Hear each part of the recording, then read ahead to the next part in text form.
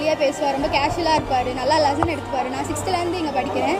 11th admission போட்டு கொடுத்தது கூட அவர் தான். நல்லா படிக்கணும் அப்படின்லாம் என்கரேஜ் பண்ணுவார். இந்த ஸ்கூலுக்கு நிறையா செஞ்சு கொடுத்துருக்காரு. அவருக்கு போகிறது கஷ்டமாக தான் இருக்குது, இருந்தாலும் வேறு ஸ்கூலுக்கு ஹெச்சமாக போகிறது ரொம்ப சந்தோஷமாகவும் இருக்குது.